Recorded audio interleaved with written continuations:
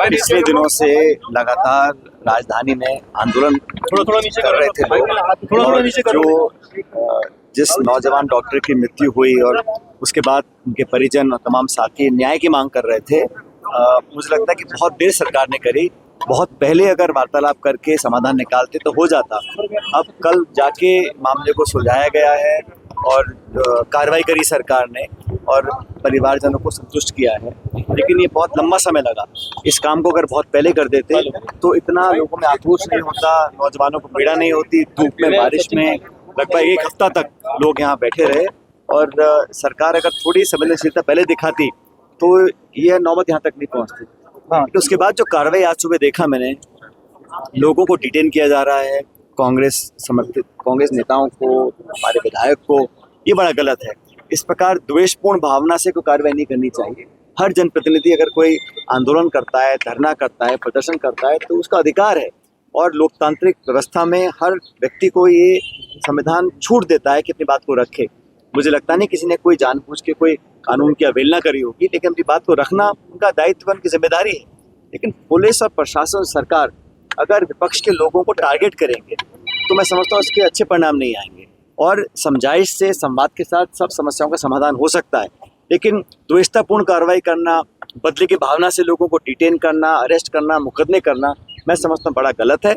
और अगर ऐसा सरकार करती है तो उसका पुरजोर विरोध हम लोग करेंगे। एक बड़ी चीज, एक मामला अभी तो अलग मामले में अरेस्ट नहीं हुआ। मैंने कहा ना, ये तो देखिए सरकार कहीं ना कहीं कुछ साबित करना चाहती है कि हमारे खिलाफ जो बात रखेंगे, हमारे खिलाफ जो आवाज़ उठाएंगे, उस पर हम फिर कार्रवाई करेंगे। प्रशासन, सरकार, पुलिस अपनी ताकत का इस्तेमाल कर अगर किसी व्यक्ति की आवाज़ को दबाना चाहते हैं, मैं उसको बहुत गलत मानता हूँ। ऐसा नहीं होना चाहिए। तब राजस्थान में अगर बात की जाए, आपने भी इनको बुलाया भी, बैठ के बातचीत की, एक गफलत सी हो गई थी कि शायद इनकी भी गिरफ्तारी हुई है, विधायक की भी। जो देखिए, मैंने कहा ना, अभी उदयपुर में एक डॉक्टर के साथ जो दुखद घटना हुई, उससे पहले अभी ये जो हमारे नौजवान साथी की मौत पे लोग धरना प्रदर्शन कर रहे थे, तो ये नौबत क्यों आ रही है?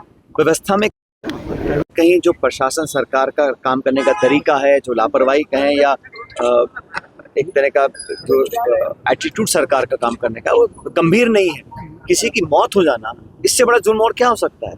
उस पर आप संवेदनशीलता नहीं दिखा रहे हैं, कार्रवाई नहीं कर रहे हैं, लोगों से समझाइश नहीं कर रहे हैं, जो परिजनों से बात नहीं कर रहे हैं, उनको संतुष्ट करने की कोशिश नहीं। निश्चित रूप से लोग उग्र होंगे, आंदोलन करेंगे, अपनी बात को रखेंगे।